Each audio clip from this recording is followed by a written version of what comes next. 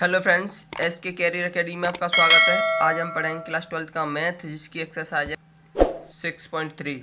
इसका question number 11 है। यह दिया है कि अंतराल 0 से 2 में x बराबर 1 पर फलन इतना उच्चतम मान प्राप्त होता है, तो ए का मान ज्ञात करना है। किस पर? x बराबर 1 पर। तो सबसे पहले लिखेंगे x से सापेक्ष अवकलन करने पर। x से सापेक्ष अवकलन करेंगे तो इसका हो जाएगा f dash x equal to, इसका हो जाएगा 4x³ minus 124x plus a, ये 0 हो जाएगा। तो यहाँ पर f dash x equal to 0 लिखेंगे तो कितना हो जाएगा? 4x³ minus 124x plus a equal to 0 हो जाएगा। अब कहाँ पर चेक करना है हमें? x बराबर 1 पर चेक करना है, तो लिखेंगे f डैश 1। कहाँ पर चेक करना है? x बराबर 1 पर। तो f डैश 1 इक्वल टू कितना हो जाएगा? 4 1 की घात q माइनस 124 1 प्लस a, तो ये हो जाएगा 4 माइनस 124 प्लस a, तो कितना बचेगा? 120 माइनस के प्लस a, तो a बराबर हो जाएगा 120। तो a का वह कौन सा मान होगा? 120 होगा। क्वेश्चन नंबर 12 है। 0 से 2 पाई के अंतराल पर x प्लस साइन 2x का उच्चतम और निम्नतम मान ज्ञात करना है। तो लिखेंगे माना f(x) equal to x plus sine 2x। इसका x से सापेक्ष अवकलन करेंगे तो लिखेंगे x से सापेक्ष अवकलन करने पर f(x) का अवकलन कितना होगा? f डैश x का हो जाएगा 1 प्लस साइन 2x का अवकलन होगा 2 cos 2x। क्लियर? अब लिखेंगे उच्चतम और न्यूनतम मान ज्ञात करने के लिए f dash x equal to 0।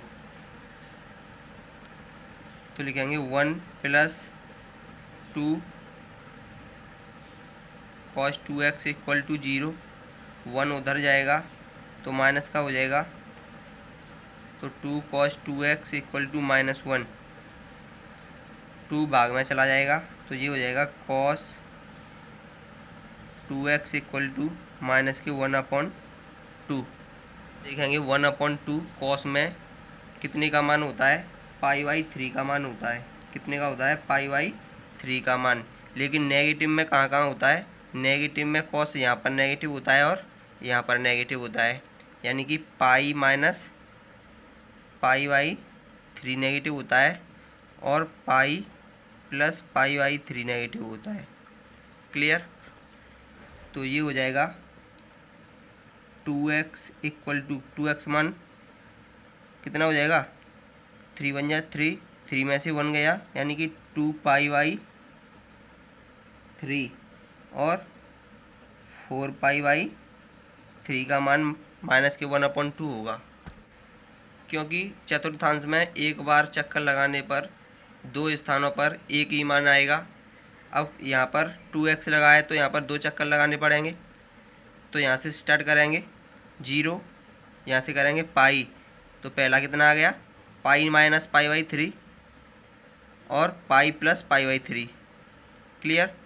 फिर यहाँ पर आ गया 2 पाई और यहाँ पर कितना आ गया? 3 पाई, यानी कि 3 पाई माइनस π/3 कितना होगा?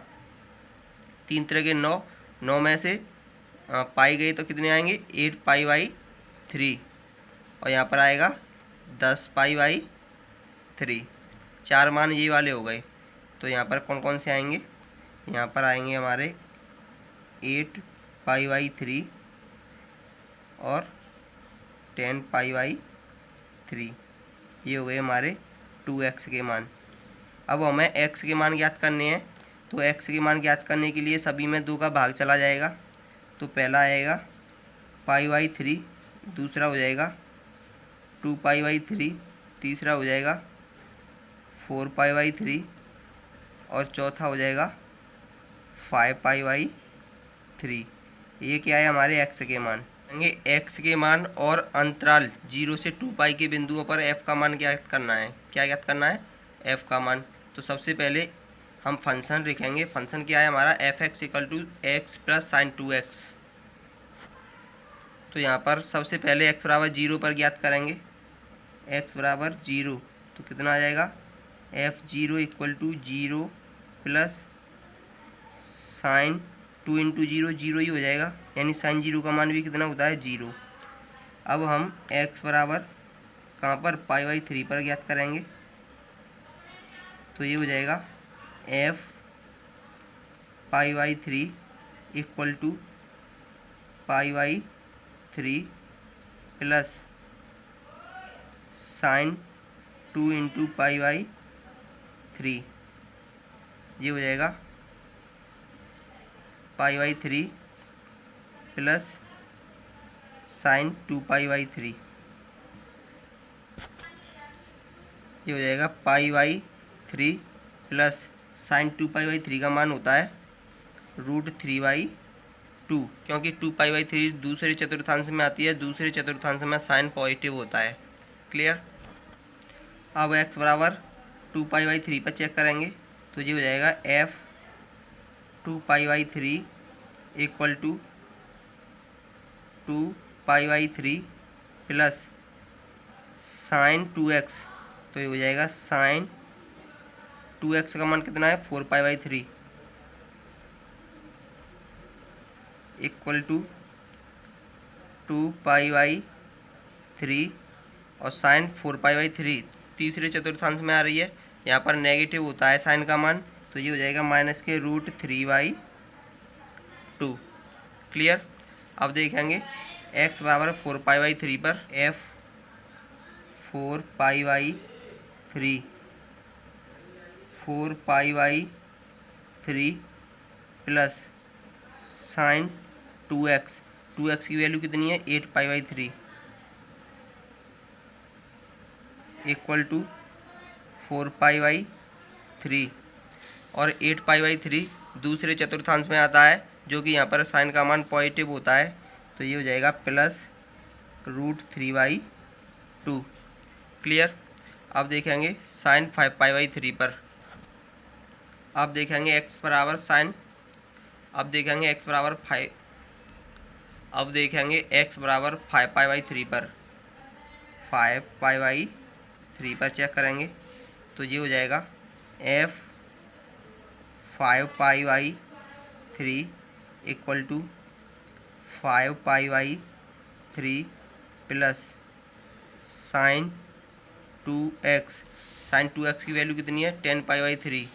तो ये हो जाएगा 10π/3 और 10π/3 दूसरे चतुर्थांश में आता है और 10π/3 तीसरे चतुर्थांश में आता है। यहाँ पर साइन कैसा होता है? नेगेटिव होता है। तो ये हो जाएगा 4π/3 माइनस √3/2। ये मान हो गई। ठीक है। अब किस पर देखेंगे? 2π पर देखेंगे। तो f 2π = x बराबर 2π प्लस साइन 2π, यानी कितना हो जाएगा? 4π = 2π और 4π का मान होता है 0। तो कितना आ गया? 2 आ गया। तो यहाँ पर हमारा सबसे उच्चतम और निम्नतम मान कौन सा है? सबसे उच्चतम मान है हमारा 2 और निम्नतम मान है 0।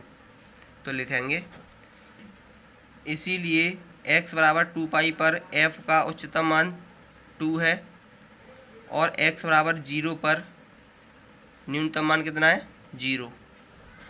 क्वेश्चन है, ऐसी दो संख्याएं ज्ञात कीजिए जिनका योग 24 है और उनका गुणनफल उच्चतम हो। तो लिखेंगे माना पहली संख्या है हमारी x और दूसरी संख्या है 24 - x। अब वो कह रहा है कि दोनों का गुणनफल उच्चतम हो। तो मान लेंगे कि x और 24 माइनस एक्स, इसे हम एफ एक्स मान लेंगे। क्लियर। तो ये हो जाएगा F X equal to, multiply करेंगे 24x माइनस एक्स स्क्वायर,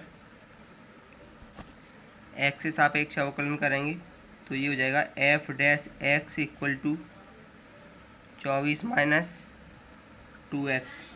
उच्चिष्ट या निम्निष्ट के लिए F dash X equal to कितना रखते हैं, 0। तो ये हो जाएगा 24 माइनस 2x इक्वल टू 0। तो 24 इक्वल टू 2x, x का मान कितना आ गया, 12 आ गया। क्लियर। अब इसका पुनः अवकलन करेंगे तो कितना हो जाएगा, F double dash X equal to minus के 2। एक्स का मान कितना आया है, 12। तो एक्स का मान डबल डिफ्रेंशिएशन में रखेंगे तो उच्चिष्ट और निम्निष्ट का पता चल जाएगा। तो लिखेंगे उच्चिष्ट और निम्निष्ट के लिए x बराबर 12 रखेंगे तो F double dash 12 equal to -2। X नहीं है तो मान भी नहीं रखेंगे। नेगेटिव आ रहा है तो स्थान कैसा होगा, इसका स्थान होगा इसका उच्चतम। क्लियर। अब हमें पता चल गया कि उसका उच्चतम स्थान आ रहा है तो उच्चतम मान भी होगा। तो वो संख्या ज्ञात करनी है। x बराबर कितना आ गया हमारा, x बराबर आ गया हमारा 12। तो दूसरी संख्या कितनी होगी, 24 माइनस 12 कितनी आ जाएगी, ये भी हमारी 12 आ जाएगी। तो लिखेंगे पहली संख्या मानी थी हमने x बराबर आया है 12। दूसरी संख्या मानी थी 24 माइनस एक्स, तो 24 माइनस 12 बराबर 12। पहली संख्या भी 12, दूसरी संख्या भी 12 आई है।